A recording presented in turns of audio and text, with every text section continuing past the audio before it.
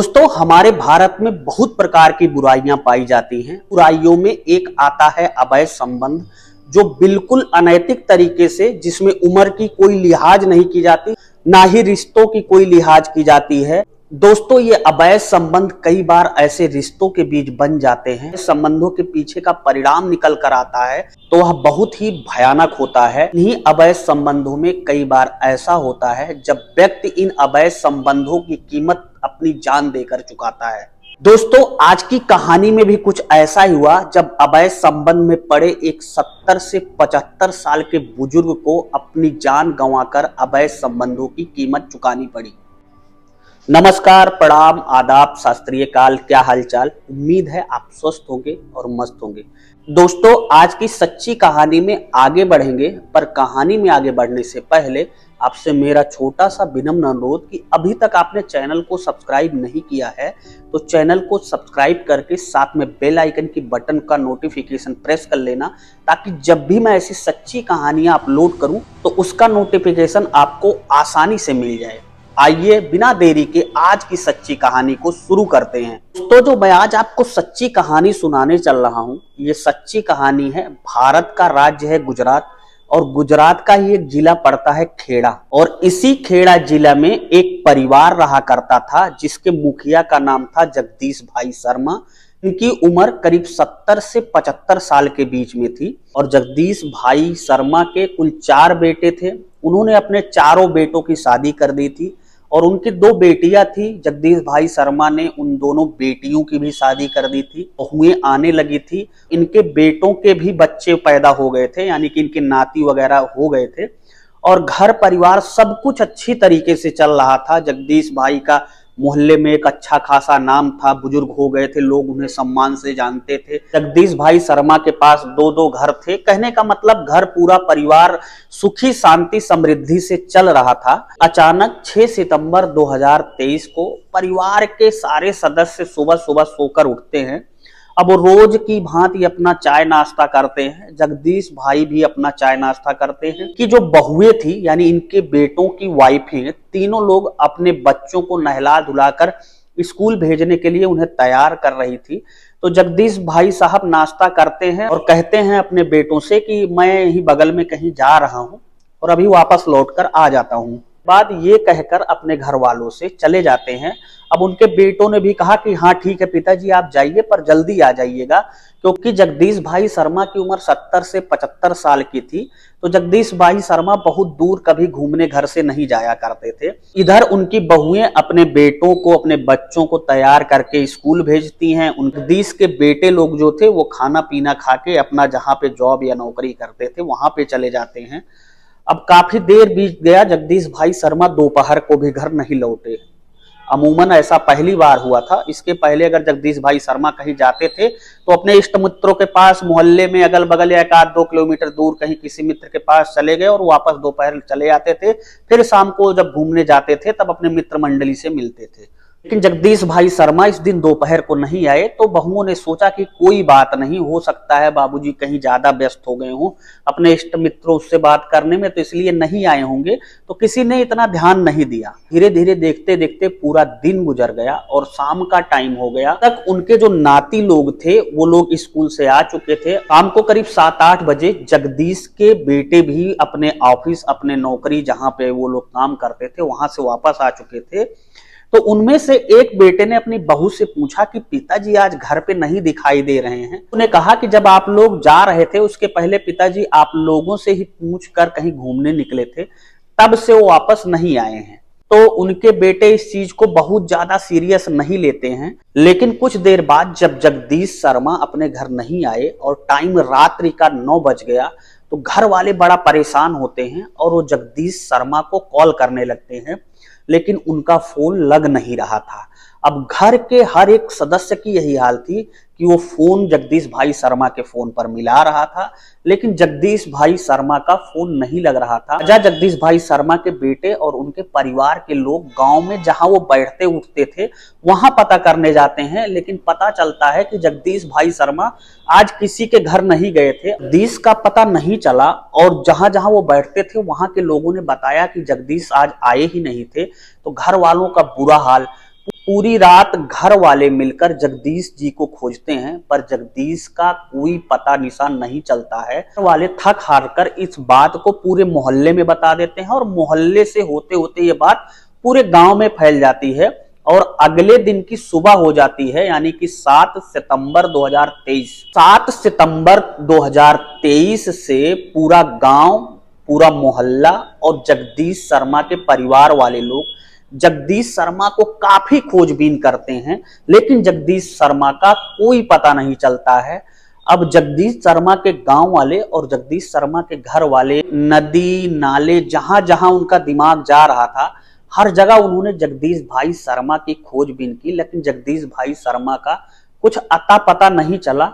अब ये खोजबीन करते करते 3 दिन बीत गया और तारीख आ गई 9 सितंबर 2023। 9 सितंबर 2023 के पहले जगदीश के घर वाले, यानी कि जगदीश के बेटे वगैरह, उनका एक और मकान था जो वही बगल में ही एक इलाका पड़ता है, चोल इलाका। पूरे मकान जो चोल कस्बे में मौजूद था, वहां 7 सितंबर 2023 को जाते भी हैं और लोग कहते हैं, गांव वाले कहते हैं कि हो सकता है वो अपने दूसरे मकान जो चोल कस्बे में मौजूद है वहां पे गए हों, वहां पे भी एक बार देख लो। कि बेटे लोग 7 सितंबर 2023 को वहां जाते ही हैं, पर वहां ग्राउंड फ्लोर पे नीचे देखते हैं कि फर्स्ट फ्लोर एक ही फ्लोर बना हुआ है, फ्लोर का जो दरवाजा है उसमें ताला लगा हुआ है, लिहाजा वो नीचे से ही देख कर वापस आ जाते हैं। और 9 सितंबर 2023 को कुछ गांव वालों ने कहा कि एक बार क्यों फिर नहीं अपने चोल कस्बे में जो आपका मकान है वहां फिर से तलाशी ले लो, हो सकता है कि वो गए हों, बुजुर्ग थे ही, उनकी किन्हीं कारणों बस मौत हो गई हो, कमरे के अंदर हो, ऐसा कुछ हुआ हो।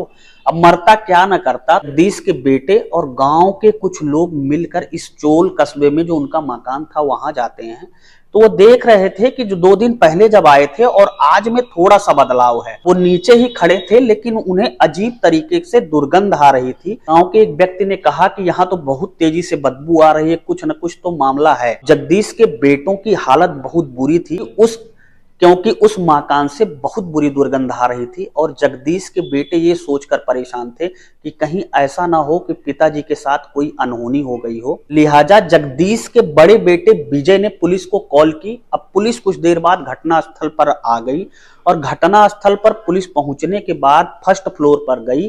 कमरे में बाहर से ताला मारा हुआ था। अब पुलिस, गांव के लोग और जगदीश के बेटे जब ऊपर जा रहे थे तो वो बदबू, जो दुर्गंध आ रही थी, वो बढ़ती ही जा रही थी, जिससे लोगों का बुरा हाल था। और जाने वाली पुलिस टीम, गांव के लोग और जगदीश के बेटों का भी बुरा हाल था। लिहाजा वो ऊपर पहुंचे, लेकिन कमरे से बहुत बुरी बदबू आ रही। देखा कि कमरे का दरवाजा बाहर से लॉक लगा हुआ है। पुलिस ने उस लॉक को तोड़वाया और लॉक तोड़ने के बाद जब पुलिस कमरे के अंदर घुसी, मौजूद लोगों का और पुलिस वालों का बुरा हाल था कि उन्होंने देखा कि 75 वर्षीय बुजुर्ग जगदीश भाई की जघन्य हत्या की गई थी और वहां पर काफी मात्रा में खून बिखरा पड़ा था। शव था, वो नग्न अवस्था में था, यानी बॉडी के ऊपर एक भी कपड़े नहीं थे और जगदीश भाई का प्राइवेट पार्ट काट लिया गया था। अब पुलिस और वहां पर मौजूद लोग बड़ी सोच में पड़ जाते हैं कि आखिर ऐसा क्या कारण है। हत्याएं तो बहुत होती हैं, लेकिन ये अनोखा मामला है कि यहाँ पर हत्या भी हुई है और बॉडी के प्राइवेट पार्ट को काट लिया गया है, वो भी ऐसे शख्स का जिसकी उम्र 75 साल की थी। अब शव को अपने कब्जे में लेती है और पोस्टमार्टम करा के उसे परिवारिक जनों को सौंप देती है। अब पुलिस इस मामले की जांच शुरू करती है।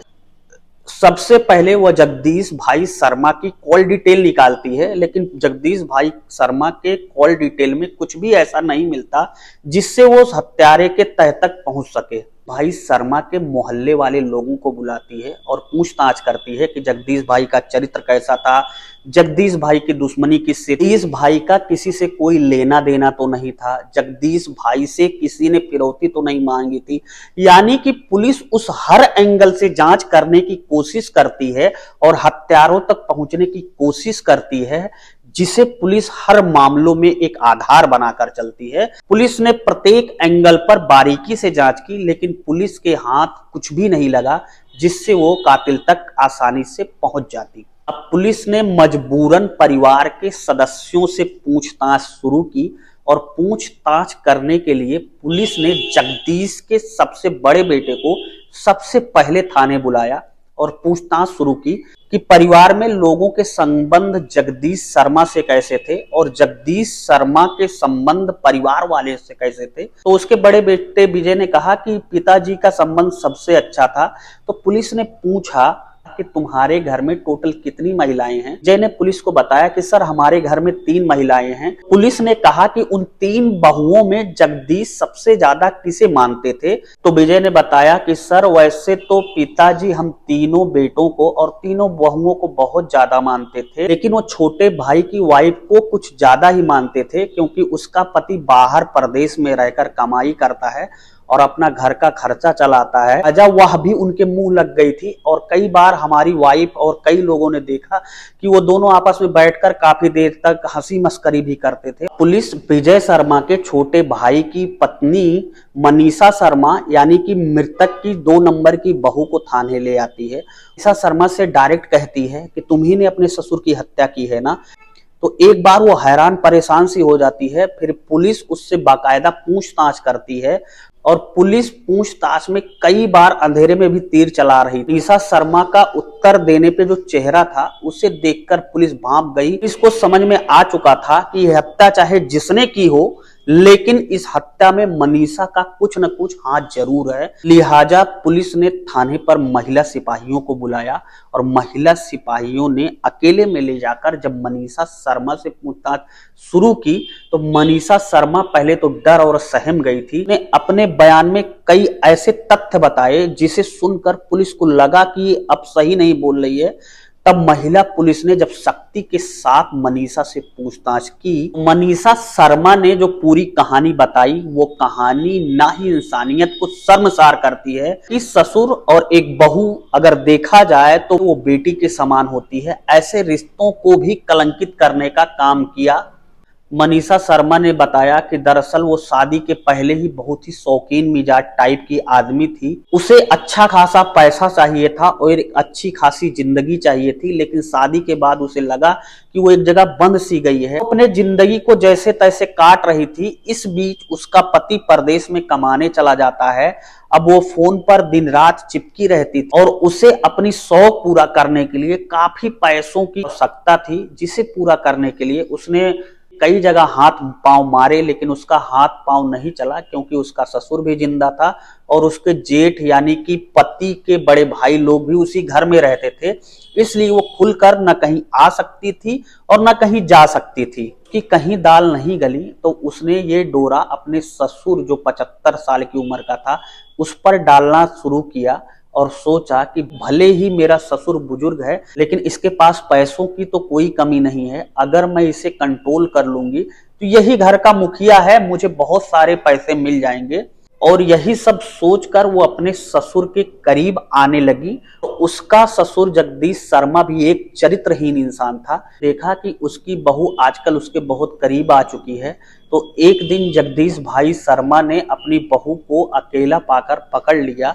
शारीरिक संबंध बनाने की बात कहने लगा। मनीषा ने कहा कि पिताजी घर पर कोई और आ जाएगा, यहाँ नहीं रहने दीजिए, किसी और दिन। उसका ससुर जगदीश शर्मा एक सही समय और एक सही जगह की तलाश कर रहा था जहां पे ये दोनों शारीरिक संबंध बना सके। जगदीश शर्मा को याद आया कि एक मोहल्ला चोल पड़ता है, वहां पे भी हमारा एक मकान है जिसे हमने किराए पर दे रखा है। तो जगदीश ने सबसे पहले जाकर वो मकान किराएदारों से खाली करा लिया और किराएदारों से कहा कि हम इसको तोड़वाकर नया मकान बनवाएंगे। जगदीश शर्मा की बहू जब अपने बच्चों को स्कूल छोड़ने जाती थी तो इधर जगदीश शर्मा उसी कस्बे के मकान पर पहुंच जाता था और वो स्कूल छोड़कर जब अपने बच्चों को आती तो उसी कस्बे के मकान पर पहुंच जाती।